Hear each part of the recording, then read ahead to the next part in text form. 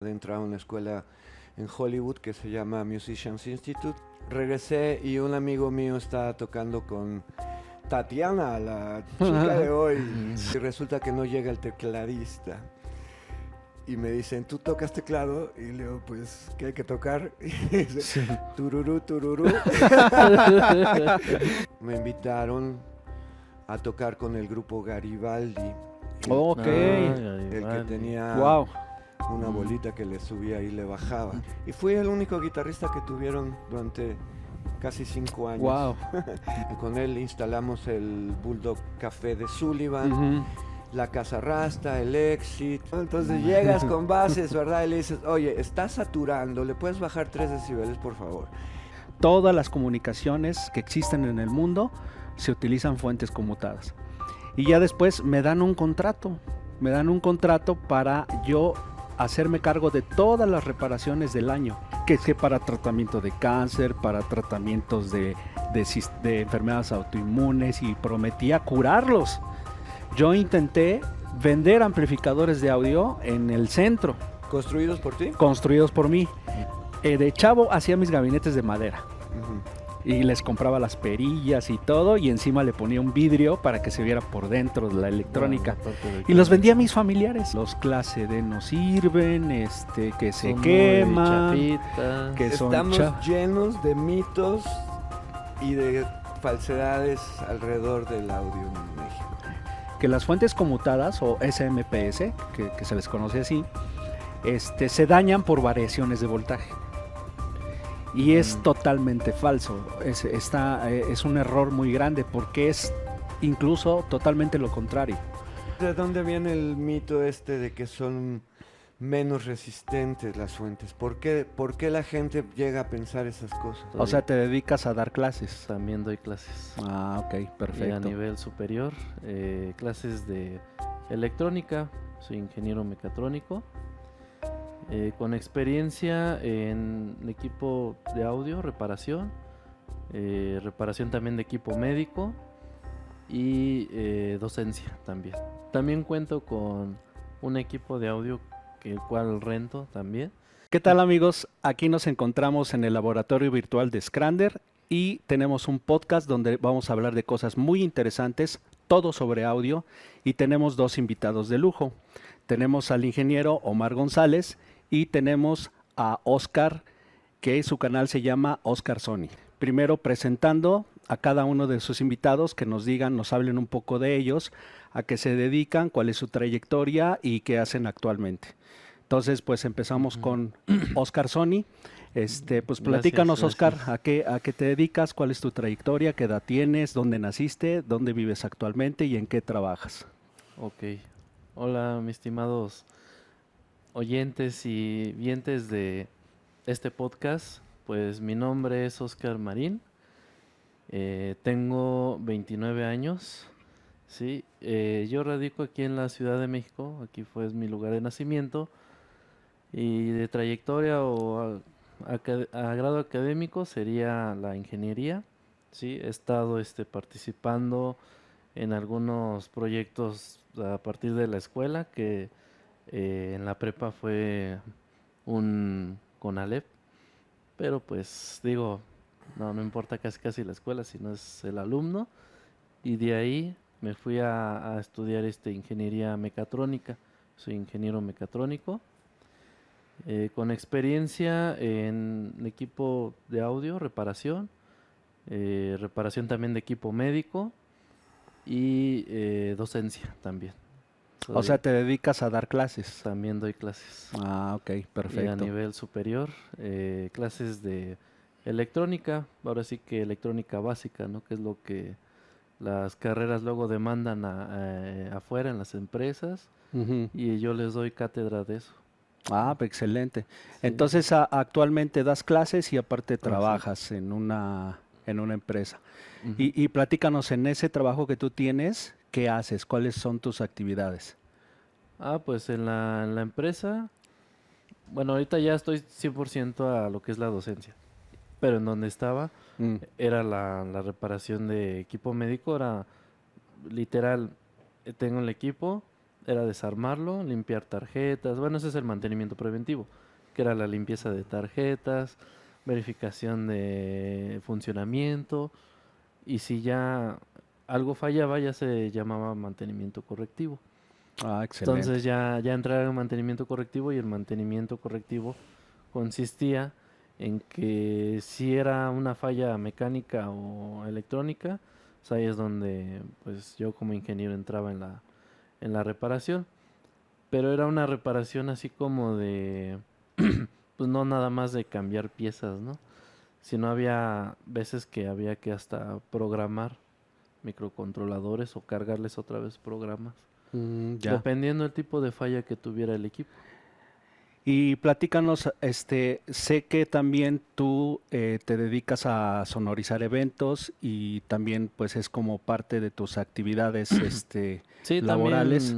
también cuento con un equipo de audio que el cual rento también. Y ese mismo equipo de audio trato de hacer pruebas. O sea, obviamente, previamente me educo en el sentido de que sé qué tipo de recinto voy a tocar, si es un lugar abierto, un lugar cerrado. Trato de ver cómo se compensa. Obviamente, pues no solo es empírico, ¿no? Sino yo también trato de informarme cómo es cómo compensar ese recinto con el que voy a estar. Excelente. Sí. El orden de las bocinas, qué cantidad de bocinas, la colocación, la fuente de audio, el corte de frecuencia para cada bocina. Es importante eso. Todo eso es importante, es parte de... Ok, Oscar, pues muy bien. Entonces ahora pasemos con la presentación de Gracias, nuestro gracias. amigo, ingeniero Omar González. Igual lo mismo que a Oscar, pues dónde naciste, a qué te dedicas, tu trayectoria, tu nivel académico. Muchas Platícanos, queremos saber de ti. Bueno, pues yo soy Omar González Dávila y nací en Ciudad Victoria, Tamaulipas, pero casi toda mi vida la pasé aquí en la Ciudad de México. Llegamos en los años 70 aquí y me crié aquí en la ciudad. Yo me hice músico desde niño. Empecé a tocar flauta a los 7 años, la que te dan en la primaria, y muy rápido mi maestro se dio cuenta que tenía posibilidades y me dio una quena, que es la flauta esta precolombina inca, que es muy difícil de tocar porque no tiene boquilla. La tienes que hacer con los labios. los labios. Entonces me la dio y le hice ¡pup! Y sonó a la primera. Ajá. Y desde ese momento no me interesó ninguna otra cosa en la vida más que tocar y hacer música. Entonces mi papá se enojaba porque ni a la pelota ni a nada, ¿no? O sea, yo solo todo el tiempo me la pasaba tocando mi flauta. Cuando llegué a la adolescencia, la flauta me quedó chica porque es una flauta muy bonita, pero es muy limitada. Y empecé a estudiar guitarra. Empecé a tocar de forma autodidacta y después con algunos instructores privados y así. Y para no hacerte el cuento largo, cuando terminé la secundaria decidí que me iba a dedicar a la música y me clavé en esa parte, ¿no? O sea, a todos mis esfuerzos a lograr mejorar mi nivel. Entré a la Nacional de Música a estudiar composición, no me gustó y de ahí me fui a estudiar a California. Tuve oportunidad de entrar a una escuela en Hollywood que se llama Musicians Institute, que es una escuela técnica rápida, o sea, es un curso de 1 año y medio, pero equivale a los primeros 4 años del propedéutico de Berklee College, ¿no? Y terminas con un nivel de bachelor degree. Entonces eso equivaldría a una licenciatura más o menos. Y de ahí me regresé a México y empecé a trabajar como guitarrista. Entonces Ya. tuve mucha suerte al principio porque regresé y un amigo mío estaba tocando con Tatiana, la chica de hoy. Había vendido 700. La de los niños. La de los niños, pero antes de los niños Sí, tocaba pop. Tocaba pop y Ajá. tuvo un Música disco que popular. vendió 750,000 copias. ¿Recuerdas cuál era el LP que vendió? El de Las cosas que he visto se llama. Así se llama, ah, ok. Y era la que traía la canción esa de Tururú, Tururú, Chicas Son de noventera, hoy, ¿no? Chicas de hoy. Chicas de hoy. Ujú. Y eso fue un hitazo. Sí, Entonces un sí, sí, día me acuerdo. me invita mi amigo a ir, que era el baterista, un amigo muy querido, Alejandro Chilinsky, nieto de el famosísimo comediante de la pareja Manolini Chilinsky. Ujú. Es el baterista y me invita porque él te está tocando con ella y resulta que no llega el tecladista. Y me dicen, ¿tú tocas teclado? Y le digo, pues, ¿qué hay que tocar? Y dice, tururú, tururú. ¿No? Y empecé a trabajar con ella. O sea, esa noche toqué tururú, tururú y me quedé ahí. Ajá. Mm. Y estuve 1 año y medio hasta que se casó y después hizo lo de los niños. Yo terminé ahí y después de eso me invitaron a tocar con el grupo Garibaldi. Ok. Ah, El que Garibaldi. tenía Wow. una bolita que le subía y le bajaba. Sí. Ajá. Sí. Muy Y popular también en ese tiempo. esto justo en el año de 1991. Entonces, en ese periodo vendieron 1 millón de copias de la canción esa, de Te la Ujú. pongo, y de la banana, se llamaba. Ujú. Mm, Sí, sí, sí. banana. Y entonces tenían muchísimo trabajo. Me invitaron a tocar y hice la audición, me quedé. Y fui el único guitarrista que tuvieron durante casi 5 años. Wow. Mm. Sí, Órale. estuve con ellos. Qué interesante. Sí, muy impresionante porque cuando en esos tiempos, cuando vendías 1 millón de copias, eso te daba una internacionalización tremenda y te hablaban de todos lados para ir a tocar. Entonces en esos 4 años hicimos casi 450 shows. Ujú. Ujú. Eso significa uno cada tercer día, ¿no? Ujú. En diciembre de 1991 hicimos 33 fechas. O sea, Wow. dobletes y Ujú. viajes y viajes y viajes. Y 14 países, Europa, España, Estados Unidos, Latinoamérica, Centroamérica y otra vez.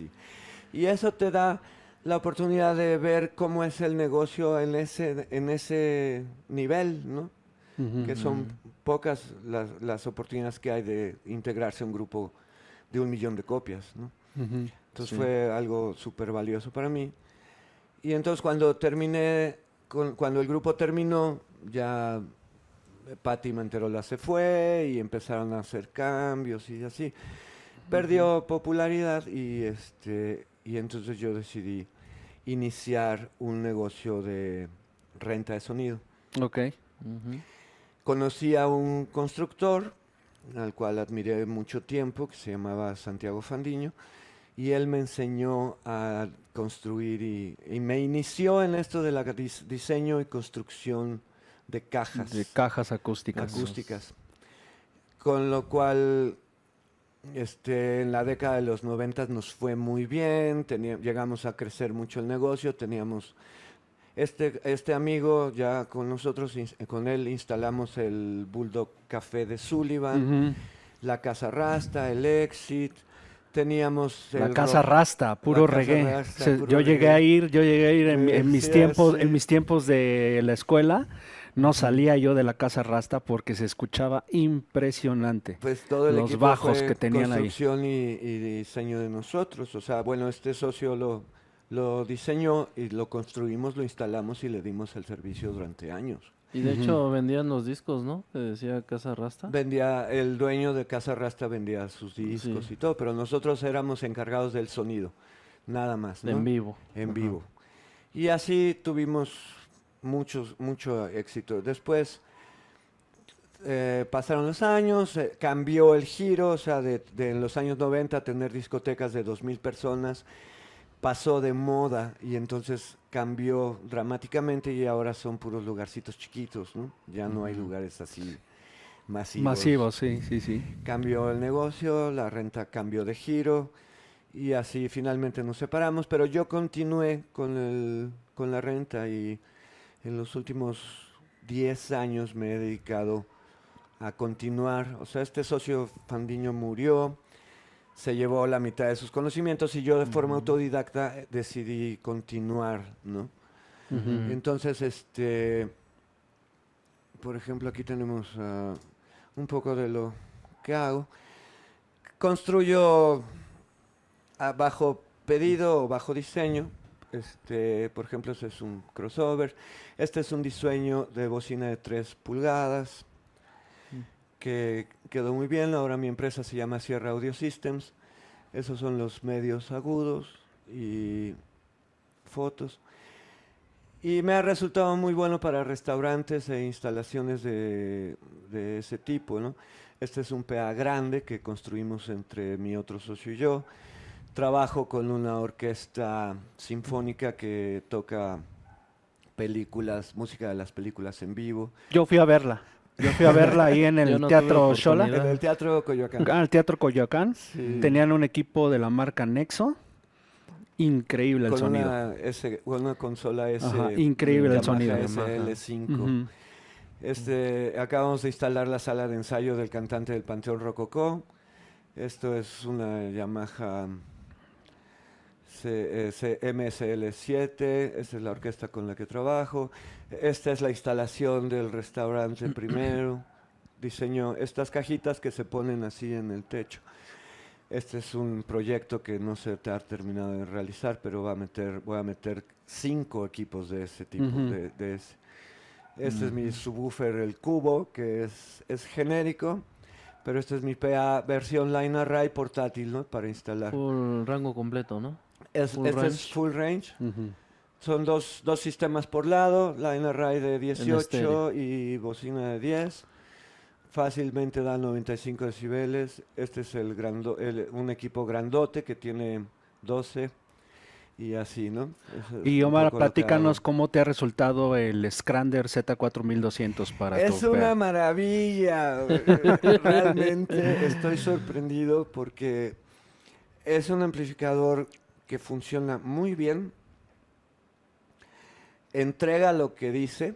O Ujú. sea, en muchas especificaciones las tiendas o los fabricantes mienten en Ujú. sus especificaciones. Te Sobre dicen que todo la potencia, sobre ¿no? todo la Sí, potencia. es más como comercial, ¿no? Sí, es tremendo. Entonces, yo considero que es justo lo que dice que va a entregar en 4 ohms, en 8 ohms, y no hace ruido, Ujú. y es muy ligero, y no se calienta, no falla. Ha sido una maravilla. De hecho, estos monitores son míos, o sea, todo lo del escenario es mío. Y lo estoy llevando para las giras y todo. No ha Porque habido ni una también sola utilizas queja. nuestro amplificador, el Z4700. El chico. El 700. El es 700. Ajá. Sí. Acabo de comprarte el 1200 que estamos por estrenar. No lo he probado en vivo, pero promete Pero ya lo probaste con estar tu equipo. brutal, sí. En la casa, ¿no? No le he podido dar toda la candela porque los vecinos... O sea, Ujú. ya así, Sí. dándole sin que se terminen de iluminar los búmetros, 106 decibeles fácilmente. Ok. Así, y ni siquiera estoy clipeando, o sea, lejos de clipear. De acuerdo. Con esas bocinas, ¿no? De 1000 watts cada una, esas. Con 1000 watts cada una. Entonces ha sido sensacional y bueno, eso es más o menos, ¿no? Hoy en día doy un curso de audio para todo público en la Facultad de Filosofía y Letras en el área de producción de teatro, Ok. Ujú. para que los chicos no lleguen en cero, ¿verdad? Todo el tiempo están con equipos de sonido y todo el tiempo están con que pon la música y un micrófono y así, pero nadie sabe usar los equipos. Entonces es un curso de operación básica Muy para, importante. para sí. que cualquier persona con lo poquito que le enseñe yo de pérdida les suene, ¿me entiendes? Bien. Ujú. Sin saturar, sin prender el foco rojo, que es lo típico. Y también que identifique entradas, salidas. Sí, y que los los técnicos no cables, se ¿no? los choreen también, ¿me Ajá. entiendes? Porque llegas y el técnico, y tú le dices al técnico, oye, pues suena muy azul o suena muy verde, ¿no? Y el técnico así, pues, ¿no? Entonces llegas con bases, ¿verdad? Y le dices, oye, está saturando, ¿le puedes bajar 3 decibeles, por favor? El técnico te va a decir, ok, y no le queda más que obedecer lo que le dijiste, ¿verdad? Ujú. Y no tacharte de neófito ignorante que no sabe lo que quiere, ¿no? Entonces, Sí, claro. es importante que el lenguaje de comunicación entre los de producción y los teatros y los técnicos, y que el mismo productor y técnico de teatro tengan las bases mínimas, ¿verdad? Para poder operar un sonido y hacer una proyección escenofónica Ujú. exitosa. Bueno, y Muy también quiero bien. mencionar de que pues el ingeniero Omar es el que colabora con nosotros, con Scrander, para el cálculo de nuestras cajas acústicas, las del bajo y las del medio agudo que estamos desarrollando, porque verdaderamente es un experto en la materia. Calcula los tubos de sintonización, calcula el litraje que debe de llevar nuestras bocinas y Volumen. tratar de tener una señal súper plana para que tengamos una buena respuesta y una buena fidelidad. Y bueno, pues ahora a mí me toca presentarme también. Mi nombre es Jorge Leiva, trabajo en la empresa Scrander SADCB. Esta empresa nació en el 2000, en octubre del 2009, a raíz de que pues yo estaba trabajando en una empresa que se llama Emerson Network Power. Ese fue mi último empleo. Bueno, les voy a platicar desde mi primer empleo. Yo empecé a trabajar desde la carrera. Yo soy ingeniero en electrónica, en comunicaciones y electrónica, con una especialidad en control y automatización. Entrando yo directamente a la carrera, en el segundo semestre yo empecé a trabajar en una empresa de transformadores y de diseño electrónico que se llamaba Indutec. En esa empresa yo entré como becario y pues me pagaban todavía, me acuerdo, 400 pesos a la quincena. O sea, nada más era para prácticamente los pasajes. Ya de ahí, saliendo de la carrera, tuve la oportunidad de entrar a una empresa que se llama Ericsson Telecom. O sea, es una empresa de telecomunicaciones. Ahí duré unos años y de ahí me pasé a una empresa que se llama Elevadores Otis. Elevadores Otis, o sea, algo muy diferente a lo que yo estaba acostumbrado, porque pues ahí yo decía, pues qué complicación puede tener pues unas cajas que suben y bajan con un motor. Pero no, eso es verdaderamente bien complejo, es un universo, el sistema de elevadores es muy complejo. Y en el puesto que yo tenía, pues me tocaba configurar pues el cuarto de máquinas, diseñar los COPs, que son las botoneras de los elevadores y demás. De ahí tuve la oportunidad de cambiarme a la última empresa donde trabajé, que se llama Emerson Network Power, pues una empresa transnacional, y ahí yo me dedicaba al desarrollo de plantas de corriente directa. O sea, todo lo que era corriente directa de altísima corriente, o sea, hablamos de 3.000, 4.000 amperes, que son los edificios que tiene Telcel y Telmex, que tienen hasta 3 o 4 pisos de bancos, de puros bancos de baterías con sistemas de rectificación. Entonces yo diseñaba esas plantas de corriente directa, sobre todo para Telmex y para Telcel. Y en el año 2009 decido salirme de Emerson Network Power. Me fue bien difícil renunciar porque sí me gustaba lo que yo hacía ahí. Más que viajaba mucho, porque después de estar en diseño de plantas de corriente directa, me pasé a un área que se llama mercadotecnia. Entonces yo ya estaba en el corporativo, ya junto con los jefes, ¿no? Y salía mucho a visitar empresas y a dar presentaciones y demás, y me encantó esa área de dar presentaciones y vender los productos. Entonces tuve la oportunidad de un día que me habla una persona de Telcel y me dice, oye, ¿tú puedes reparar rectificadores de alta frecuencia? O sea, son fuentes conmutadas de corriente directa, porque son con los que se alimenta todo el sistema de comunicaciones. Entonces son rectificadores de 50, 100 y hasta 200 amperes, y bien chiquitos, ¿no? Son fuentes conmutadas. Todas las comunicaciones que existen en el mundo se utilizan fuentes conmutadas. Entonces, como yo le entendía muy bien a eso, pues este jefe de Telcel me dio trabajo, o sea, pero yo todavía estaba trabajando en Emerson. Y y me dice, oye, necesito que tú me repares estos rectificadores, pero son como 2.300 rectificadores. ¿Puedes repararlos? Digo, pues aviéntame uno, ¿no? Pues a ver si y entonces lo abrí, lo destapé, logré reparar el primero. Se lo entregué, lo probaron y dijeron que estaba bien. Y ya después me dan un contrato. Me dan un contrato para yo hacerme cargo de todas las reparaciones del año, que eran como 2.300 rectificadores. Entonces yo combinaba mi trabajo de Emerson con la reparación de esos rectificadores, que son fuentes conmutadas. Entonces tuve que renunciar, porque vi que estas reparaciones me dejaban más dinero de lo que yo estaba ganando en Emerson, ¿no? Entonces también me fue bien difícil renunciar ahí, y finalmente puse la empresa.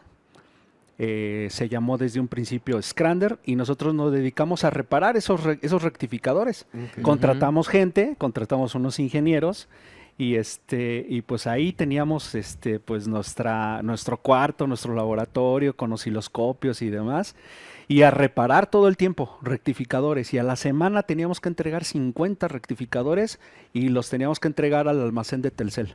Y a cada rato nos llegaba de a 50, de a 70 rectificadores y demás. Y luego también me cayó otro trabajo de ahí. Bueno, ya hicimos la empresa como Scrander SADCB. O sea, sí la registramos, está bien registrada, también la marca, está registrada ante el INPI. Y luego también nos cae un trabajo, que ese sí me arrepiento de haberlo hecho. Es una clínica que daba magnetoterapia. Entonces era un supuesto doctor que tomó cursos en Francia y vino aquí a México a dar terapias con magnetismo. Hoy en día sabemos que eso no funciona, que es una pseudoterapia, y por eso me arrepiento de haberlo hecho, porque yo en ese entonces no sabía, ¿no? Entonces este doctor daba terapias con esas bobinas y con los cabezales que yo diseñé. Yo programé un microcontrolador, le hice la etapa de potencia, hice las bobinas, se hicieron las colchonetas, ahí se sentaban las personas, se acostaban a tomar terapias magnéticas, que es que para tratamiento de cáncer, para tratamientos de enfermedades autoinmunes, y prometía curarlos.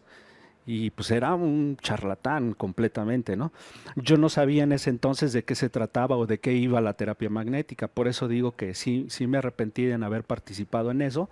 Pero pues se vendieron muchos cabezales, e inclusive salió el comercial en TV Azteca. Salió el equipo, salió el doctor supuestamente que daba esa terapia. Pero pues bueno, la empresa se mantenía con reparación de rectificadores y los cabezales de la terapia magnética.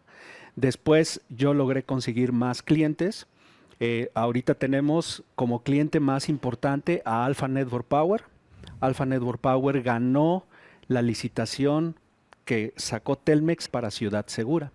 O sea, todos los gabinetitos que ustedes ven montados en la calle, que tienen una cámara de vigilancia del C5, en esos gabinetes están puestos equipos de Alpha Network Power, y nosotros lo que hacemos son tarjetas de control que alarman cuando un breaker cae.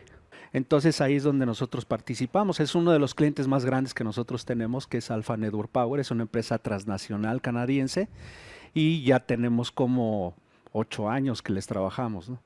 Otra empresa súper importantísima para nosotros es Comex. Todas las revolvedoras de pintura que tú ves en las tiendas, los controles son de nosotros lo diseñamos. Hiciste la tarjeta de control, ¿no? Hicimos la tarjeta de control porque todas las máquinas de Comex son italianas, entonces tienen cierta garantía. Cuando ya pasa la garantía y se quema una tarjeta de control, tienen que mandarla a pedir a Italia, y son 12 semanas, y aparte son bien caras. Entonces los de Comex andaban buscando a alguien que pudiera desarrollar, que pudiera copiar la tarjeta, y nos encontraron a nosotros en la red. Me invitaron, yo fui al corporativo, me entrevisté con el mero ahí de Comex de ingeniería, y le dije, ¿sabes qué? La tarjeta no te la puedo copiar, no puedo hacer copiarla porque tiene un software instalado y no lo puedo leer. Y aunque lo pudiera leer, o sea, es bien complicada. Es bien complicada la tarjeta porque es montaje superficial, era de 4 capas, era complicadísimo copiarlo. Entonces le digo, mira, es más fácil que yo te haga una tarjeta con mi tecnología que haga exactamente lo mismo que tu tarjeta. Bueno, pues al final nos invitaron ahí al laboratorio de Comex, nos asignaron a un técnico para que nos asesorara de qué hacía la máquina, y empezamos a sacar señales de la máquina. O sea, los tiempos de la puerta abierta, alarma, paro de emergencia, etcétera, etcétera, un chorro de señales. Hicimos el software en un microcontrolador, hicimos un prototipo y lo fuimos a probar. Claro, esto llevó un desarrollo de 4 meses, Claro. de estar yendo y que no funcionaba y que no alarmaba y que el motor se detenía y Y otra todo un vez. relajo y otra vez, hasta que quedó. Una vez que se liberó, hicimos ya la producción y paradójicamente le trabajamos también a Emerson Network Power, donde yo trabajé. Como quedé en buenos términos con todos los jefes, pues ahora les hacemos arneses, les hacemos les damos refaccionamiento, hacemos también conversiones de los equipos de corriente directa de alta potencia, les hacemos reacondicionamientos, o sea, tenemos muchas cosas que le hacemos a Emerson Network Power. Y bueno, le trabajamos a más empresas porque realmente el core business central de Skrander es la telecomunicaciones y el desarrollo para la industria. Pero también tenemos una división de audio. Sí, eso te iba a Tenemos preguntar, una ¿cómo te división de metiste audio. al audio? Y es que en el audio yo ya lo había intentado, lo del audio, desde que yo estaba antes de entrar a la carrera, antes de entrar al Politécnico, a ICIME, yo intenté vender amplificadores de audio en el centro, ¿Construidos por ti? construidos por mí.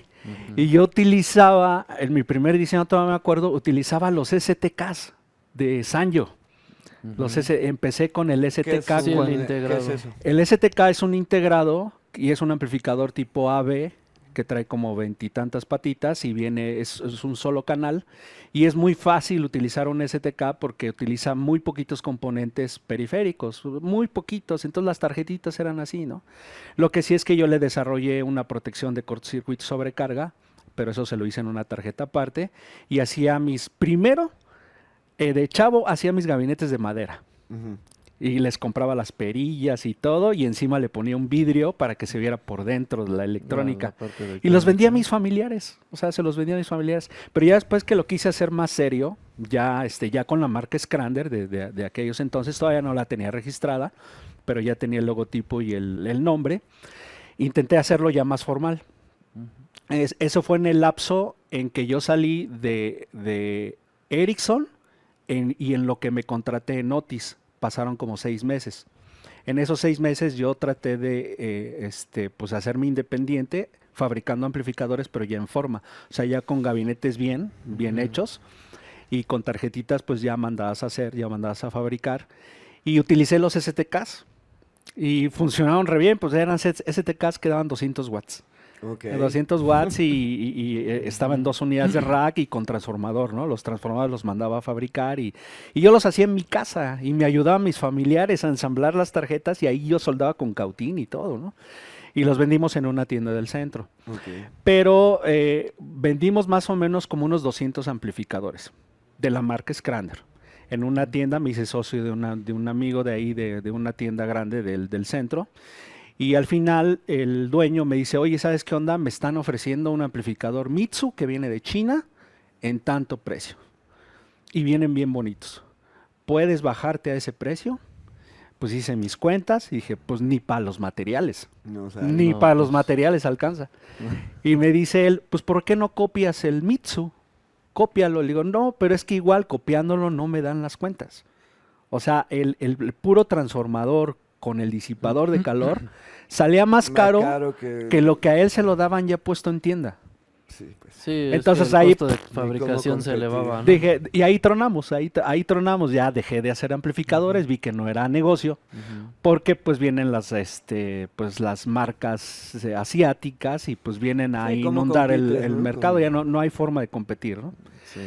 Entonces, pues ya pasa el tiempo y bueno, pues Skrander realmente se dedica a las telecomunicaciones y a la industria en general de diseño y nuestra nueva rama de audio nació a raíz de que lo volví a intentar, porque para mí nada más era un hobby. Necio. Necio. Más bien Era- perseverante. Perseverante. Entonces, lo vuelvo a intentar y pues en mis tiempos libres veo que hay un integrado que es el TDA 8950 de la marca Philips, 300 watts, clase D. Mm. Mm. Dije, wow, lo voy a probar. Ni siquiera estaba yo seguro si lo iba a comercializar o no, sino era un hobby para mí. Lo probé, quedé impresionado con ese integrado, 300 watts, una cosita así, clase D, súper eficiente, trae todo, trae protección de cortocircuito, sobrecarga, alto voltaje, bajo voltaje, protección de DC, ya trae todo en el integrado. Le hice su tarjetita y dije, voy a sacar el gabinete, pero ahora ya los componentes ya no los compré en el centro, porque no, igual no me iban a dar los números. Entonces, comienzo a incursionar en las importaciones de China, material de China. Ajá, pero haz de cuenta que los chinos te venden 3 categorías, pero te lo dicen. A ver, tú quieres, por ejemplo, un MOSFET, el IRFP 460, por ejemplo, que es el que utilizo yo para mis fuentes conmutadas, y los chinos te dicen, yo tengo 3 categorías. Tengo el chino, el que hacemos nosotros como Made in China, que es una copia del original. Tenemos la copia que es, digamos, de mayor jerarquía, que es mucho más confiable, o quieres el original. O sea, tienes 3. Entonces yo le dije, mándame los 3. IRFP 460, mándame los 3 y vamos a probar. Y es más, los voy a abrir por dentro, ¿no? Los voy a abrir. Las 3 calidades.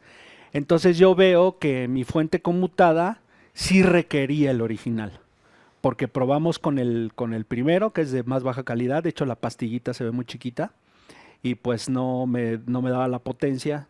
Inclusive se dañaban al solicitar carga, se dañaban. El de media calidad, perfecto, funciona perfecto, pero eleva mucha temperatura. Y el original, pues trabaja originalmente. Como debe de ser. Pero si tú compras los semiconductores en el centro o en cualquier parte de México, no te da para hacer negocio. Los tienes que importar a nivel masivo para que la cantidad o sea, lo que te sale el costo de los materiales, pues te quede un margen. Entonces al principio pues sacamos nuestro primer amplificador, que por cierto es el más vendido ahorita, el chiquito, el de 150 watts por canal, 4 canales, clase D, con fuente conmutada, y es el más vendido ahorita y fue el primero que hicimos. Entonces pues al principio se vendía muy poquito, porque solamente estaba yo en redes sociales y pues nos daba nada más para pagar la gasolina, luz y teléfono. Y el gusto de hacerlo. Y el gusto de hacerlos. El gusto de hacerlos. Poderlos hacer. El gusto de hacerlos y poderlos hacer. Hoy en día, la parte de audio ha crecido tanto que ya casi empata a los negocios que tiene Scrander con las otras empresas. ¿Qué tal? O sea, ya casi lo empata. Porque hemos sacado más producto, más amplificadores. Nosotros nos especializamos en fuentes conmutadas y clase D, ¿no? Pero el público, ya sabes, ¿no? Empieza a decir, no, que los clase D no sirven, que se queman, que estamos llenos de mitos y de falsedades alrededor del audio en México. Sí, es la superchería en el audio, ¿no? Totalmente. O sea, sí, estábamos muy llenos. Ya ven que cada quien habla como luego le va en la feria, ¿no? Ajá. Es experiencia con esos equipos. Es que yo compré un clase D y nomás lo prendí y se quemó y que nadie lo puede reparar y etcétera, etcétera, ¿no? Entonces, tenemos un video que vamos a sacar, yo creo que en unos 3 días, donde explico paso a paso cómo se desarrolló el primer amplificador que sacamos, el de 150 watts por canal, cómo se desarrolló paso a paso la fuente conmutada. Entonces, hay un mito bien difundido. Dice mucha gente en las redes que las fuentes conmutadas, o SMPS, que se les conoce así, se dañan por variaciones de voltaje. Y es totalmente falso. Es un error muy grande, porque es incluso totalmente lo contrario. ¿Son más resistentes a las variaciones de voltaje? Es que de hecho el corazón de una fuente conmutada, o la función primaria de una fuente conmutada, es la regulación. O sea, a una fuente conmutada le gusta que el voltaje varíe. O sea, para eso está hecha. O sea, hay una cosa que se llama PWM, modulación por ancho de pulso, que es dinámica y es una respuesta en milisegundos, en donde el ancho de pulso abre o cierra dependiendo el nivel de entrada de voltaje y dependiendo el nivel de la carga. Sí, Entonces la demanda, ¿no? a una Corriente. a una fuente conmutada le gusta que el voltaje de entrada esté variando, o sea, el voltaje de CFE, o sea, que esté variando porque es el corazón del producto, estar haciendo dinámico el PWM, abriendo, cerrando para mantener la regulación. Lo que sí daña a las fuentes conmutadas son los transientes de voltaje, pero eso no es lo mismo variaciones de voltaje. Una cosa son variaciones de voltaje y otra cosa son los transientes o picos de voltaje.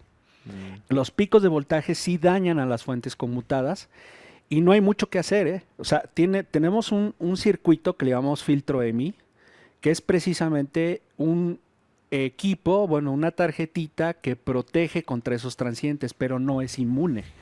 Sí, pero a todo se daña con un pico de voltaje. Claro, todos, hasta lo sabe. Lo sabe, Hasta y lo el sabe. tele, y la televisión, y los focos, y los anteriores. Sí. O sea, no hay nada que Sí, resista un esos pico de picos voltaje. Es son normal el que se enemigo de dañen los equipos electrónicos. Totalmente, ¿no? Se Aunque daña tengas un todo. clase AB con Y transformador tengas tu toroidal, regulador Koblenz o de la marca que quieras, ¿no? De todos modos se te va a ir porque Sí. una variación de voltaje de ese tipo es y es Sí, que es un pico y es de un instante, ¿no? y es de un ese- instante. es un instante, ¿no? Hay varios tipos de transientes. Hay picos de voltaje que son muy, muy elevado el voltaje, pero son de corta duración, son nanosegundos. Milisegundos, Nanosegundos, sí. nanos. Y son muy altos. ¿Qué tan alto? Llegan hasta, en CFE pueden llegar hasta 2500 volts. Órale, de Ajá, la de no. 110. De la de 103.500 volts, pero con una duración tan pequeña que a veces pues los equipos no se dan cuenta y no pasa nada. O sea, en la mayoría de los casos, ¿no? Ujú. Hay otros tipos de transientes que son de menos voltaje, pero son de más larga duración. Esos sí están sobre los milisegundos. Ok. Menos de un milisegundo. Sí. Ujú. Y hay otras perturbaciones en la corriente alterna, como es el ruido eléctrico y el ruido electromagnético, que también afecta a los equipos, Claro, a los equipos claro, electrónicos. Entonces, para eso sirve el circuito híbrido, que se llama filtro EMI, porque protege contra ruido eléctrico, ruido electromagnético, transientes de larga duración, transientes de corta duración, y los hacen unos dispositivos que obviamente tú sabes de eso más, Oscar, que se le llaman varistores. Así es. El varistor lo que hace, es una como lentejita que tiene dos patitas y que Es va un conectado en imitador. paralelo directo a la red eléctrica, en Ujú. paralelo. Que cuando hay un pico de voltaje y encuentra el pico de voltaje supera el valor del varistor, el varistor se pone en cortocircuito Sí. para que ese pico se vaya a cero, o sea, se elimine. Pero en un momento en que el transiente pasa, o sea, ya se queda atrás, Se vuelve a abrir. se vuelve a abrir, se vuelve a Ujú, abrir se vuelve a el perforar. varistor. Así Pero es. el varistor con el tiempo se va degradando, o sea, mientras más Sí, picos es que haya, va abriendo, va cerrando, va abriendo. va abriendo, va cerrando y su cuerpo se va degradando y se va muriendo, haz de cuenta. Y luego de repente se muere el varistor y puede quedar en dos estados, en cortocircuito o en circuito abierto. Si queda en cortocircuito se va el fusible y ya estuvo, ¿no? Ya hay que Ya, hay que hay cambiar que- los varistores. Así es. Hay veces que se paralelan varios varistores por si uno se daña, pues está el siguiente y está el otro y está el otro y está el otro, ¿no? Y hay filtros semi de 1, 2, 3 y 4 etapas, ¿no? Pero los filtros semi protegen contra muchas cosas, pero no, igual como es la electrónica, no es inmune. Y entonces el problema es que cuando los MOSFETs, son muy sensibles los MOSFETs en una fuente conmutada, porque si tú por algún motivo superas por tantitito el voltaje de drain a source, lo superas, por ejemplo, si el MOSFET es de 500 volts y tienes 501, el MOSFET se revienta. Así de Sí, fácil. Así sí, de- se revienta. Entonces, Entonces, ¿de dónde viene el mito este de que son menos resistentes las fuentes? ¿Por qué la gente llega a pensar esas cosas? sí, lo llega a pensar porque hay fuentes conmutadas de calidades, como en todo, ¿no? Ah, Ajá, o sea, hay Sí, fuentes de hay calidades, hay calidades. fuentes conmutadas de calidades. También en los equipos AB con transformador toroidal también se dañan si la calidad es baja. Ujú. Entonces hay fuentes conmutadas que se llegan a meter en los amplificadores que no son chafas, no, para nada, no son chafas ni nada, sino son fuentes muy simples. No es que estén mal construidas, mal diseñadas. No, ese no es el tema, eso es un mito también. Sino simplemente son fuentes conmutadas que no pueden operar con el voltaje de CFE aquí en México. Porque aquí en México el voltaje que nos envía CFE es de muy mala calidad. Y es altísimo, ¿no? O sea, siempre son No, si estás cerca, 127, si estás cerca del 132. transformador, tu casa está cerca del transformador, te llegan 137 volts. Exacto. Y si estás hasta el final, hasta el final de la carrera, llegas a 109, a hasta 100, 90, ¿no? 105, 100 volts. Pero no es solo correcto. eso, sino que los transientes que tiene la red eléctrica de CFE tiene mucho transiente, mucho ruido. Y entonces esas fuentes conmutadas son para operar en Europa, donde el voltaje es de 110 volts y está súper limpia, o sea, hasta Bueno, en regulada Europa parece que casi está, todo ¿no? es 220, pero... Bueno, fuentes a 220 y a 110, o sea, Ajá, las dos trabajan. pero es mucho más estable, ¿no? Es mucho más, inclusive en Estados Unidos, el Ujú. voltaje es mucho más estable. Entonces, Sí. ese tipo de fuentes que no son desarrolladas en México, no son desarrolladas en México, o sea, vienen de otros países, se lo traen a México y se revientan. Se Pues sí. revienta. Entonces de ahí nace el mito de De que las que- fuentes no sirven y todo eso.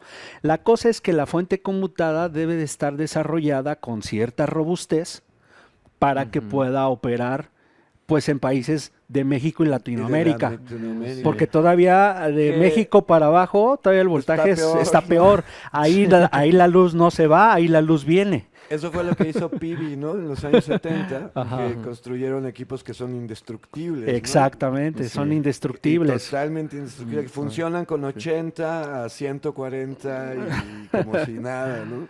Sí. Qué cosa. Sí, es que en esos años, pues en los 90s, ¿no? Lo que mandaba en el mercado, pues era Pibi, era Todavía yo sigo pensando que es excelente QSC. marca, pero tiene unas ideas sensacionales y tiene unos equipos que suenan increíbles. O sea, la verdad es que fueron máquinas muy confiables y yo todavía tengo un amplificador de guitarra Pibi que no suelto por nada.